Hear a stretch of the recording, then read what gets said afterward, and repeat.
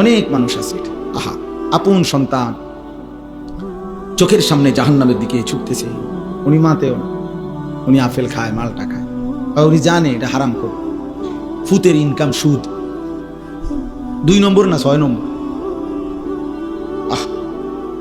উনি মাতেও না, উনি বন খায়, চা খায়, বিড়ি খায়, পান খায়, কোন রকম কয়, কোন রকম আল্লাহ করে আর ইয়ে যেতে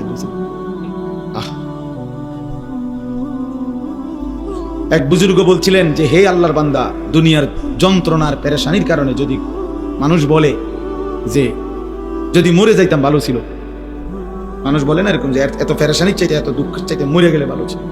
মহিলারা বেশি বলে, মহিলারা একবারে 19 থেকে 19.5 হইলেই যা আমার মরণ আইয়ে না কা, আমি মরি না কা, আমার উপরে ঠাডা পড়ে না কা, আমার উপরে খোদার গজব পড়ে না কা, বেডির গজব বেডি নিজেই দেয়। মহিলাদের এই বদ অভ্যাস বেশি, হ্যাঁ, মানে মৃত্যু কামনা করে বেশি, বুঝেন নাই, মরণ কামনা করে বেশি। তাহলে ওই আল্লাহর ওলি বলছেন যে হে আল্লাহর বান্দা, দুনিয়ার পেরেশানি থেকে তো তুমি মনে মনে কামনা করিলা যে যদি মরে যাইতাম, পেরেশানি মুক্ত হইতাম। তিনি বলছেন হে আল্লাহর বান্দা, যদি কবরে গিয়ে কবরের আযাব শুরু হয়, তখন তুমি ওই আযাব থেকে বাঁচবার জন্য এবার কি চাই? দুনিয়ার পেরেশানি থেকে বাঁচার জন্য তো আপনি মৃত্যু চাইলেন, আচ্ছা তো মরলেন আর কি, তো এখন কবরে গিয়ে যখন আযাব হবে আল্লাহর নাফরমানির কারণে, তখন কি করবেন? তখন কি চাইবেন? আবার দুনিয়া আইতে চাইবেন? আমরা মস্কারি, হ্যাঁ, আবার দুনিয়ায় আসতে চাইলে আপনারা আবার ফেরত দিবে নাকি?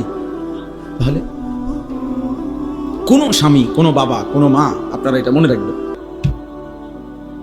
কোনোভাবেই স্ত্রী সন্তানের পরিবারের কমপক্ষে হালাল হারাম পাক নাফাক, নামাজ রোজা বন্দিগি ইবাদত আমল আখেরাত, এই চেষ্টা বন্ধ রাখার অনুমতি হবে সেদিন আল্লাহ নিষেধ করবে যদি